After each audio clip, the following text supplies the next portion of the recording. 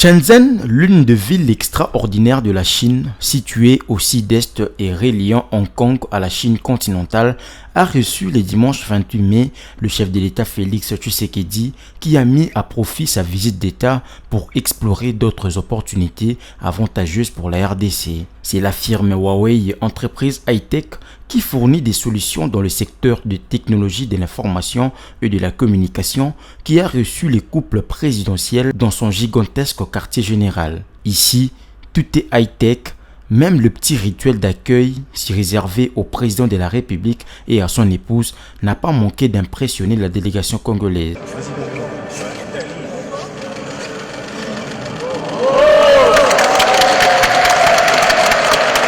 Profitant de la présence du chef de l'État congolais en Chine, le chairman de Huawei a fait le déballage de toute une panoplie de gammes et services numériques capables d'offrir à la République démocratique du Congo une autre dimension de développement dans tous les secteurs. Les géants chinois de la technologie veulent accompagner le chef de l'État Félix Tshisekedi dans sa politique de numériser les institutions pour être au diapason mondial et surtout conduire la RDC vers un développement basé sur la digitalisation dans tous les secteurs porteurs de croissance. Cette visite grandeur nature, effectuée par la délégation congolaise, sera matérialisée par la signature d'un protocole d'accord entre l'entreprise Huawei et le gouvernement congolais à travers le ministère du numérique. Une entente qui vise à renforcer la coopération dans le domaine de la digitalisation des services gouvernementaux, des entreprises publiques et de l'énergie verte. Nous avons un programme de transformation numérique de la RDC qui est impulsé par la vision du chef de l'État, Félix Antoine Tshisekedi Tshilombo, que vous connaissez. Aujourd'hui, cette vision qui est dans le plan national du numérique a connu un cadre programmatique qui est le programme de transformation digitale de la RDC. Et aujourd'hui, Huawei a concrétisé cela par des propositions concrètes, des propositions qui concernent l'apport en infrastructure, l'apport en formation et l'apport également en sécurité des systèmes d'information.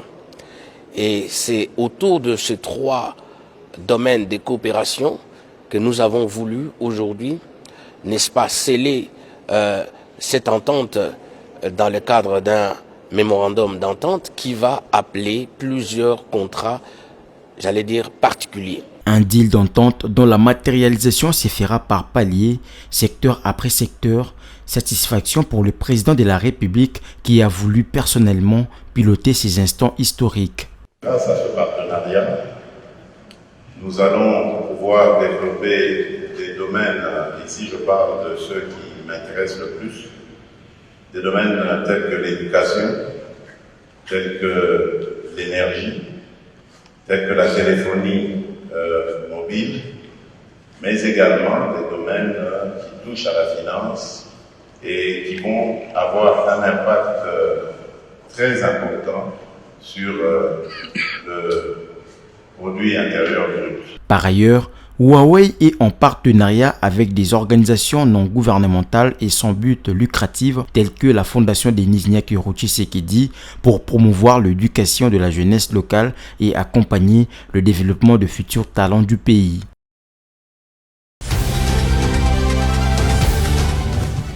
Le secrétaire général d'Ensemble pour la République, Dieudonné Bolenge-Tengue, lors de son point de presse tenu le samedi dernier à Kinshasa, a dénoncé les excès contenus dans les propos de la dernière sortie du secrétaire général de l'UDPS, Augustin Kabouya, sur un certain tribalisme qu'il impute au camp de Moïse Katumbi contre le président de la République, Félix Tshisekedi. Dans son adresse aux militants de son parti à Limité dans la capitale congolaise, le secrétaire général de l'UDPS a exigé des sanctions contre Moïse Katumbi qu'il accuse de combattre le président Tshisekedi à cause de ses origines tribales.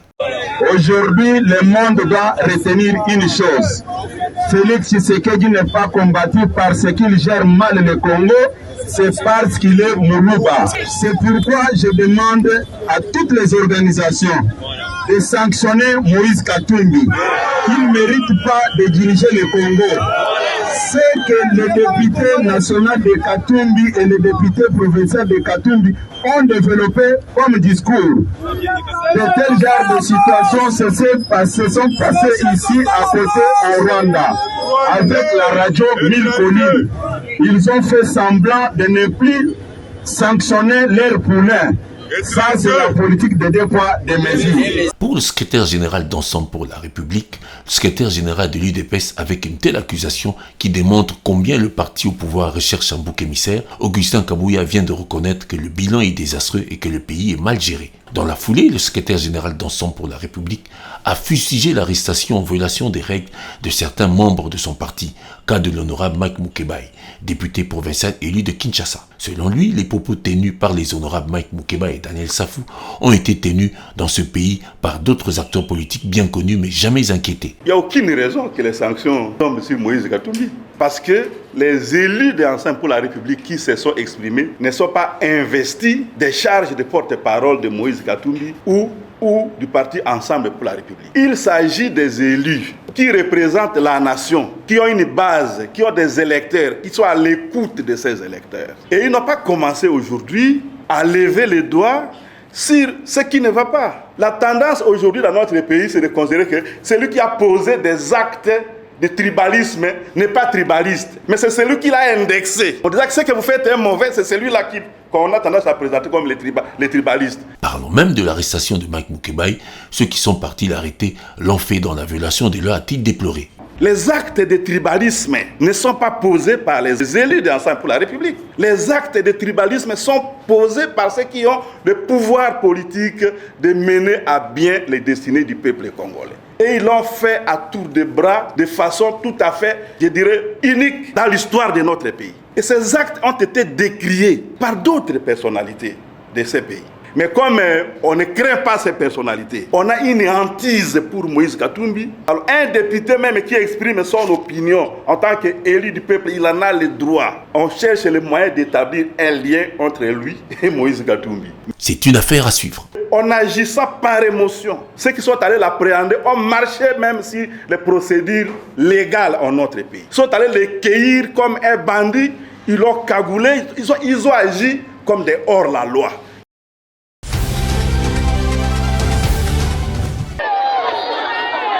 Venu célébrer la Pentecôte au collège Saint-Raphaël de Kinshasa le dimanche 28 mai 2023, Moïse Katumbi, le président d'Ensemble pour la République, a été accueilli chaleureusement par l'archevêque de Kinshasa, Fridolin Ambongo. Prenant la parole, l'archevêque de Kinshasa a invité ses fidèles à accueillir chaleureusement Moïse Katumbi et a soutenu que celui-ci est un fervent catholique et que sa foi comptait pour l'Église. Namoni mopaya utu musika yeko sambela na biso awa nalingi to yambaye bo mwana wa eklezia ya biso katoliko ezali bongo Moïse Katumbi ye wana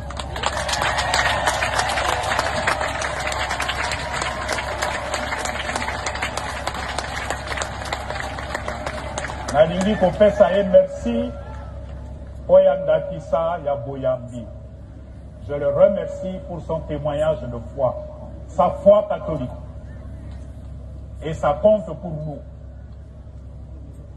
Ozali mo Christo catholico, mo salakani ozali ko sala, la kisa bipa ibi son ozali te ozali mo Christo catholique.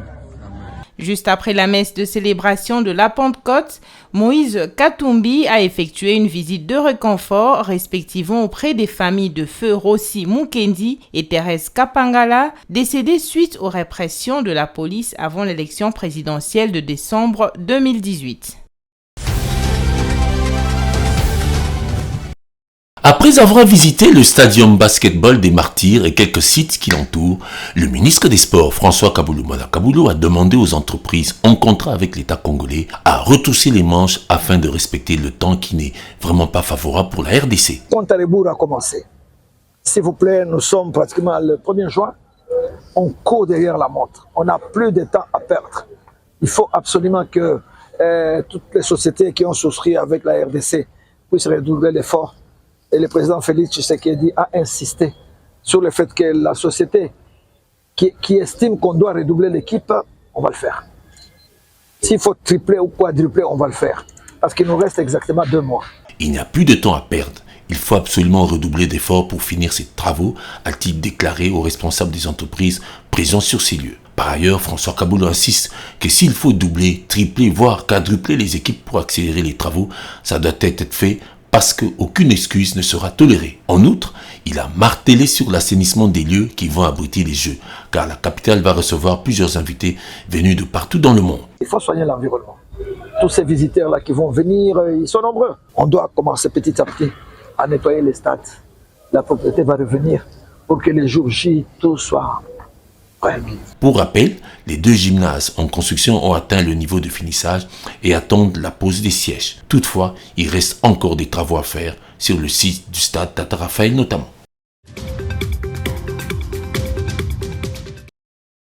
Les forces armées de la République démocratique du Congo dénoncent avec véhémence le comportement va-t-en-guerre affiché au Nord Kivu par l'armée rwandaise et ses supplétifs du M23. Pendant que tous les observateurs épris de paix s'attendent au respect strict des accords et engagements de Nairobi et de Luanda par les terroristes RDF M23, comme le font les FARDC, l'on assiste à des mouvements des troupes RDF M23 ainsi que de leurs recrues qui viennent de terminer la formation au Rwanda et à Tchanzu pour réoccuper leurs anciennes positions à Kibumba et à Rugari où ils ont installé leur quartier général avancé, et ce, dans le secteur sous contrôle de la force de l'EAC. L'objectif de ce redéploiement est d'attaquer la ville de Goma et d'accentuer de ce fait la crise humanitaire et l'insécurité. Les forces armées de la République démocratique du Congo prennent à témoin la communauté nationale et internationale, la MONUSCO, différents mécanismes de vérification et la force régionale de l'EAC afin que ce mouvement terroriste respecte les accords et engagements de Nairobi et de Luanda.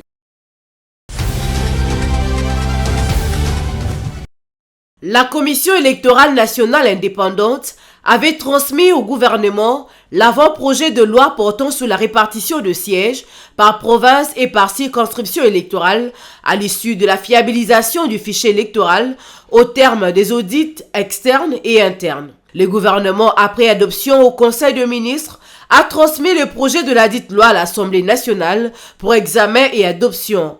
La Chambre basse a entamé cet exercice depuis le lundi 29 mai. Il devait se poursuivre ce mardi 30 mai pour une adoption avant une seconde lecture au Sénat. Que faut-il noter de cette loi dont la promulgation est attendue au plus tard le 15 juin comparativement à celle de 2018? Le fichier électoral actuel contient 43 941 891 électeurs, alors que celui de 2018 contenait 40 370 439 électeurs, une augmentation de 3 570 452 électeurs, soit un accroissement de 8%. Comparativement à 2018, l'accroissement par province est présent comme suit. Bawele 13%, Équateur 10%, Okatanga 14%, Olomami 5%, Ouele 10%, Lituri 13%, Kasaï 18%, Kasaï central 16%, Kasaï oriental 16%, Kinshasa 13%, Congo central 11%, le Kwango 25%, le Kwilu 7%, Lomami 14%, Lualaba 21%, Maindombe 0,5%, Maniema 9%, Mongala 5%, Nord Kivu 21%, Nord Ubangi 16%, Sankuru 8%, Sud Kivu 12%, Sud Ubangi 8%, Tanganyika 10%, Chopo 16%, et la Chouapa 8%. À voir ces statistiques, la province du Mai-Ndombe a connu le plus faible taux d'accroissement à cause de la non-tenue des opérations d'enrôlement dans les territoires de Kwamut en proie à l'insécurité due au conflit Tekeyaka. Le Nord Kivu a régressé en termes d'électeurs puisqu'il n'y a pas eu enrôlement dans les territoires de Massissi et Rutshuru à cause de la rébellion du M23.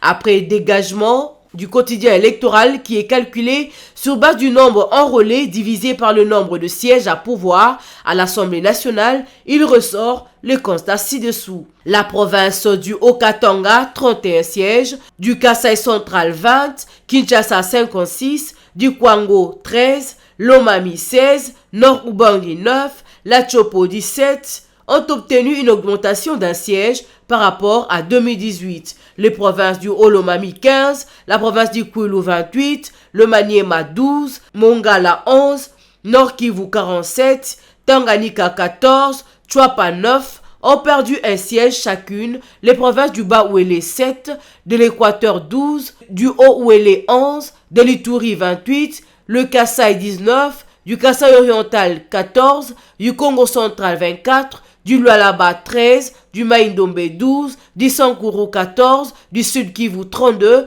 et Sud Ubangi 16 ont conservé leur nombre de sièges de 2018. Même sans organiser l'enrôlement dans le territoire de Kwamut au Mai-Ndombe et Massissi ainsi que Rutshuru au Nord Kivu, la CENI a gardé le même nombre de sièges qu'en 2018 pour ces entités, soit respectivement 1,8 et 7. L'Assemblée nationale devra trancher sur la question. La CENI attend procéder à l'enrôlement. Il faut la sécurité garantie dans ces entités.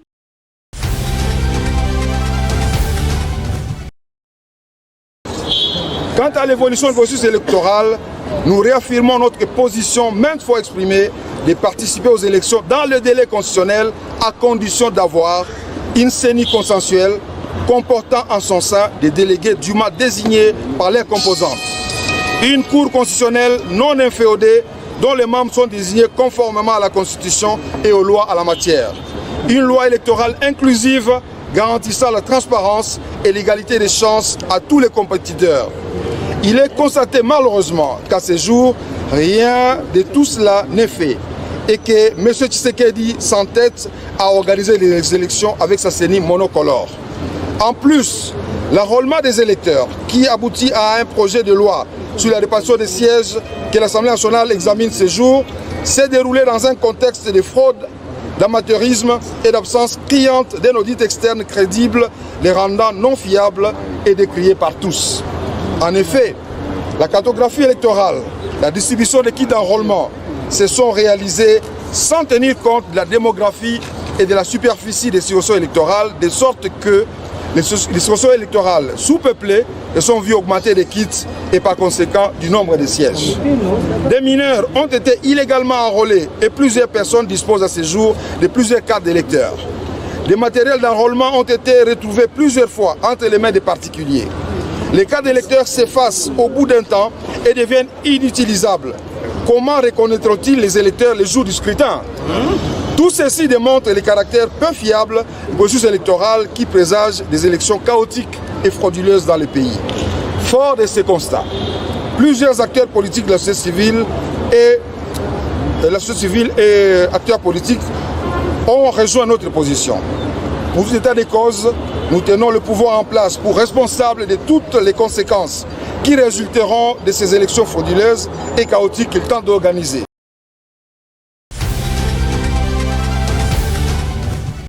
Alors que Moïse Katumbi et son équipe s'apprêtaient à quitter Kinshasa dans la matinée de ce mardi 30 mai, des hommes en tenue militaire et civile ont fait irruption au tarmac de l'aéroport international de Njili où ils ont arrêté le conseiller spécial de celui-ci, comme le témoignent ces images. C'est à cet effet que Dieudonné Bolenge-Tengue, secrétaire général du parti d'Ensemble pour la République, a tenu un point de presse pour dénoncer cette arrestation qu'il juge d'enlèvement crapuleux. Il a aussi invité le peuple congolais à une mobilisation générale en s'appropriant l'article 64 de la Constitution. Nous rappelons à tous les Congolais épris de paix et de justice convertis de la Constitution. La loi mère de les citoyens ont des droits que personne n'est autorisé à bafouer. Je peux citer, la personne humaine est sacrée. L'État a l'obligation de la respecter et de la protéger. Article 16 de la Constitution.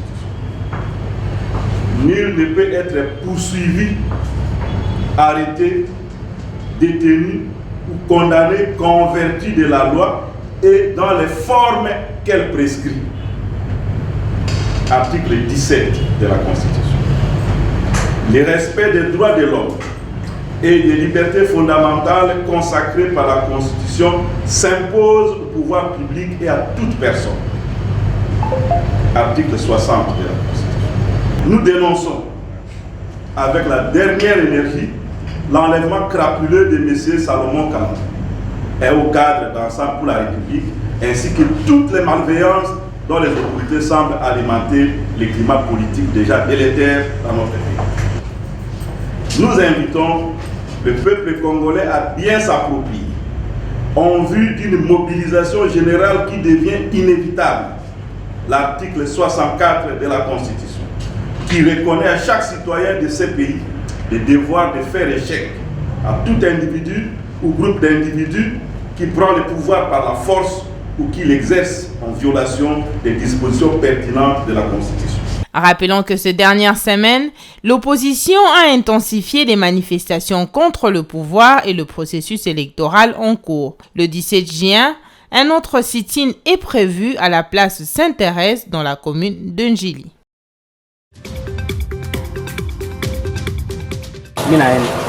C'est une visite de réconfort aux différentes victimes des violences sexuelles et autres crimes de guerre dans cette partie du pays. Accompagné de Rose Mutombo, ministre de la Justice et garde des Sceaux, et Fabrice Pouela, ministre des Droits humains, le procureur général de la CPI est venu s'enquérir de la situation liée aux violences sexuelles, mais aussi aux crimes de guerre commis dans cette partie du pays, meurtri depuis plus de 20 ans. Sur place, à Bukavu, Karim Khan s'est entretenu avec le docteur Denis Mukwege sur différentes questions qui rongent la population de cette contrée du pays. Tout au long de leurs échanges, les deux personnalités ont passé en revue la situation des survivantes de violences sexuelles et les victimes des massacres commis au Sud Kivu, notamment à Kaziba, Katogota, Fizi et d'autres coins du Sud Kivu. Karim Khan a condamné ces massacres et a rassuré l'accompagnement de la CPI à la RDC pour que cette situation ne revienne plus dans la partie est du pays.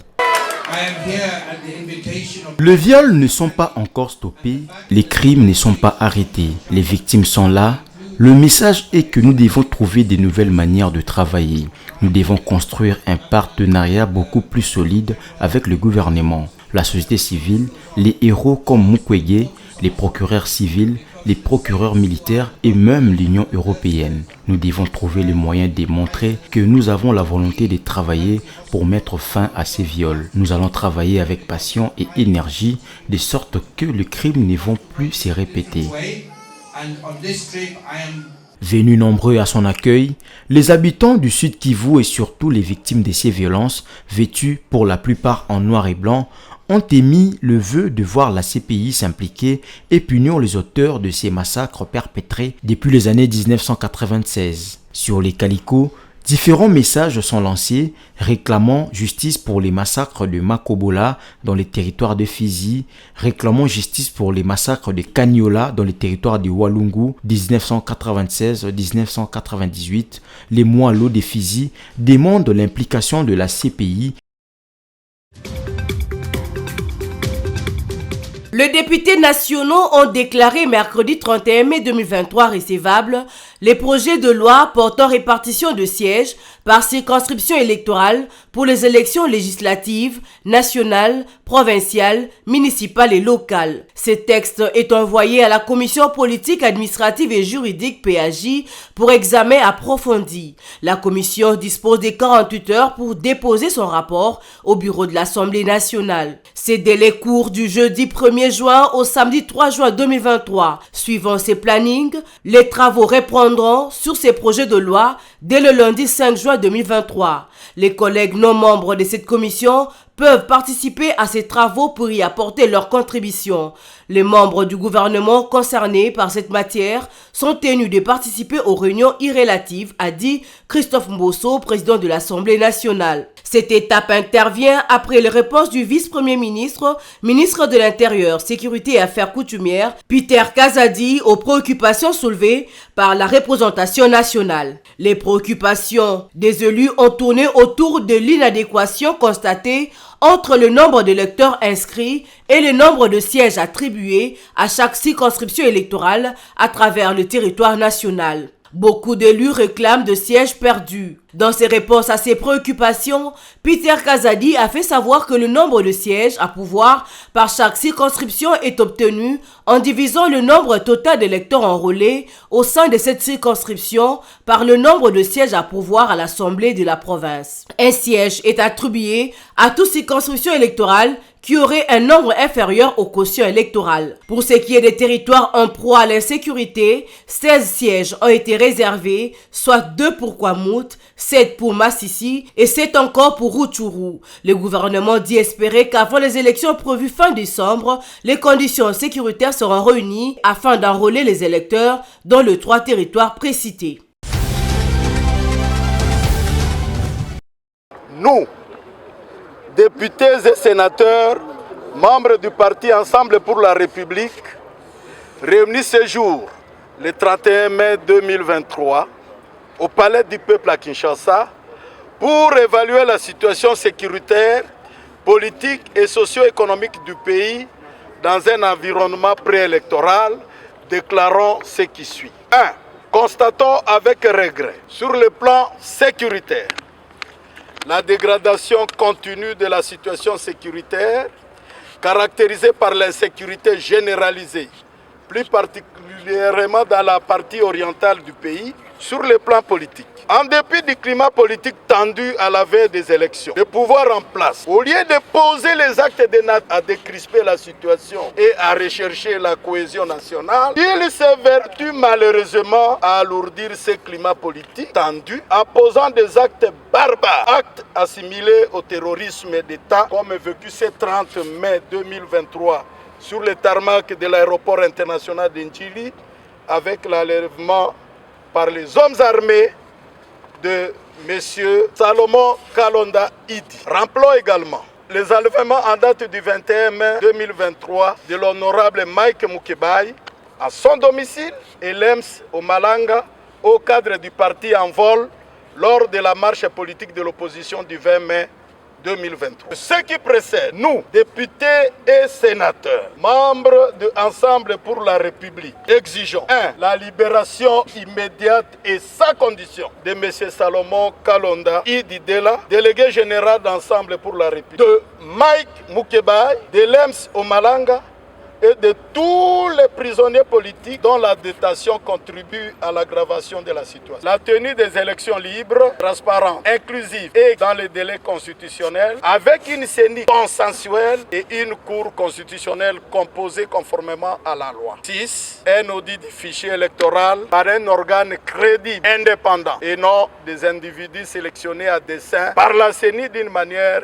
unique. 3. Invitons le peuple congolais à être vigilant et à ne pas céder à la paix contre la dérive dictatoriale, à répondre massivement à tout appel de mobilisation pour défendre notre démocratie républicaine, en particulier l'organisation des élections libres, démocratiques, transparentes, crédibles et inclusives, à sanctionner sévèrement l'échec cuisant du régime actuel au moment des élections à venir. Et la communauté internationale de condamner et sanctionner toutes les violations récurrentes des droits et libertés fondamentaux des citoyens par le régime de M. Tshilombo.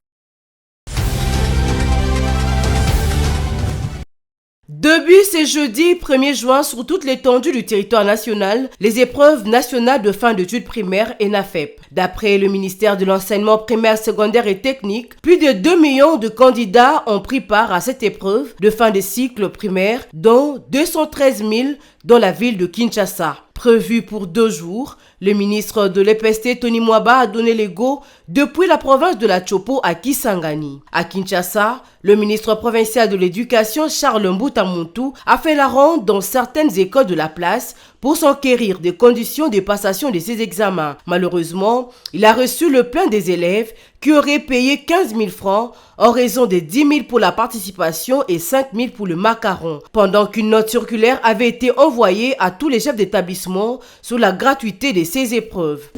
Vous allez passer calmement votre examen. Ça va? Oui. Ce n'est pas de votre faute. Vous n'avez rien fait de mal. C'est lui qui a violé la loi. Alors que l'examen c'est gratuit. Le chef de l'État ici, c'est la gratuité. Son Excellence Tony Mwaba, chaque jour, il fait des efforts pour que cette gratuité soit effective. Mais il y a des gens qui sont là en train d'entraver les orientations et tout ça. Vous allez passer votre examen sans problème. Nous allons demander simplement au directeur de retourner aux parents, de rembourser aux parents cet argent.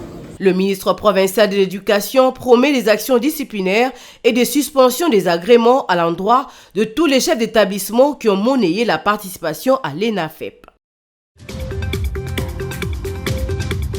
Excellence, Monsieur. C'est en présence du président de la République Félix Tshisekedi que cette signature a eu lieu. Pour le gouvernement congolais, c'est la ministre de la Justice qui a apposé sa signature sur ces mémorandums de coopération. La CPI était représentée par son procureur général Karim Khan. Le président de la République Félix Tshisekedi a au cours de cette cérémonie affirmé que cette signature traduit l'engagement de la RDC à coopérer avec la justice internationale. Je réitère notre attachement au mémorandum d'accord conclu avec le bureau du procureur pénal de la Cour pénale internationale. Cet engagement renouvelé traduit notre volonté de renforcer la coopération avec votre bureau, que nous entrevoyons surtout dans le cadre d'une coopération active et dynamique, tournée vers les idéaux de justice et de paix, aujourd'hui menés par mon pays. Karim Khan, procureur de la Cour pénale internationale, a salué l'engagement de la RDC à coopérer pour mettre fin aux crimes qui relèvent de sa juridiction. Many of you know, the situation in the DRC is not new. On est venu ici pour d'abord écouter, pour regarder, pour comprendre. Et parce que la situation a été renvoyée à la Cour depuis 2004. Et depuis lors, beaucoup de choses ont été faites. Des choses ont aussi été faites aussi au niveau national. Mais la réalité simple est que les crimes sont encore en train d'être commis. La réalité simple est que nous devons changer de manière de faire, nous devons adopter de nouvelles approches, nous devons adopter une approche beaucoup plus dynamique, une collaboration, une approche beaucoup plus collaborative avec toutes les parties prenantes pour qu'on ne reste pas encore 20 ans après à parler de ces crimes-là. Signalons que le procureur de la Cour pénale internationale a été dans la partie est de la RDC où des crimes sont encore commis par les groupes armés locaux et étrangers.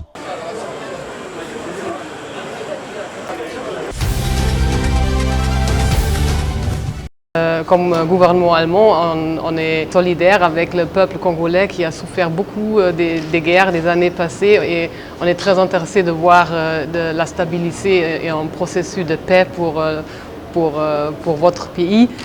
Comme l'Union européenne, au décembre, on est parti de l'Union européenne, on a condamné la présence de troupes rwandaises sur le territoire congolais. Il faut respecter la souveraineté des pays, il faut respecter les frontières, soit les frontières en Europe, mais aussi les frontières en Afrique. On comprend très bien, on est tous dans le même bateau. Si on veut vivre en paix, il faut défendre les valeurs de la charte de l'Union africaine, aussi la charte des Nations unies qui implique qu'on respecte les frontières et comme ça alors aussi on a condamné l'influence de Rwanda sur le territoire congolais.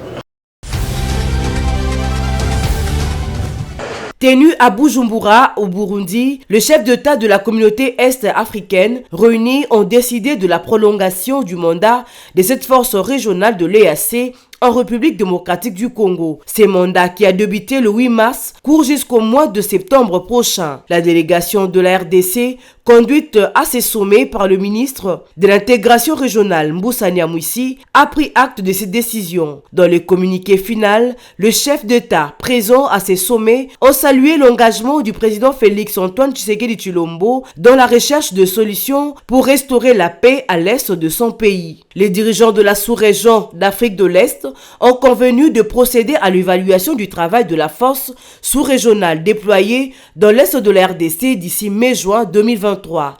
C'est sur demande de la RDC que cette décision a été prise. En mai dernier, le président congolais avait émis le vœu de voir cette force de l'EAC quitter le pays en juin. Il a estimé le résultat de troupes sur terrain non satisfaisant. À Kinshasa, on ne tolère pas la cohabitation entre les terroristes du M23 et cette force sous-régionale. La Commission électorale nationale indépendante, CENI, et les hauts magistrats de différentes cours et tribunaux de la République démocratique du Congo sont en atelier de formation depuis le mercredi 31 mai 2023. Pendant 3 jours, les participants vont se pencher sur la gestion des contentieux électoraux et les leçons apprises. Devant le représentant du ministre de la Justice, du président de la Cour constitutionnelle et du Conseil supérieur de la magistrature, Didi Manara Alinga, deuxième vice-président de la CENI, a lancé ses travaux d'échange avec le Conseil supérieur de la magistrature organisé avec l'accompagnement de la Fondation internationale pour les systèmes électoraux IFES. Les assises qui nous préoccupent portent sur la gestion du contentieux électoral et les leçons apprises. Vous conviendrez avec moi que ce thème tel que conçu fait appel à la participation de plusieurs institutions et organes acteurs du processus électoral. Mesdames et messieurs, distingués invités, c'est par ces mots que je vous souhaite, au nom de l'Assemblée plénière de la Commission électorale nationale indépendante, la bienvenue. Fructueux échanges. Pour sa part, le rapporteur adjoint Paul Moindo est revenu sur les thématiques qui sont abordées au cours de ces échanges. Chacune des étapes interactives entre les participants et les orateurs du jour était précédée par les exposés de ces derniers sur différentes thématiques.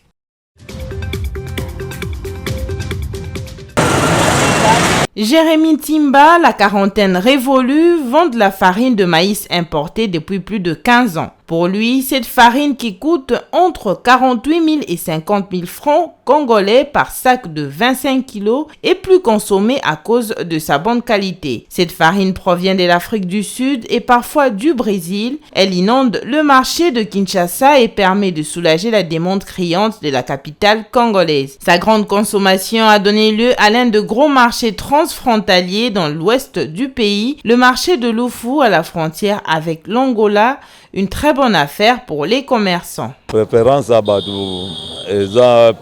Les gens préfèrent plus la farine de maïs importée parce que c'est un produit importé et c'est de la bonne qualité. Si vous voyez la nôtre, c'est vraiment différent, ça ressemble au maïs ordinaire. Ce produit importé, nous l'achetons au marché de Lufu, situé entre le Congo et l'Angola. Nous les vendeurs, nous préférons aller à Lufu acheter pour avoir un peu plus de bénéfices quand nous revendons. C'est l'aliment de base des Congolais.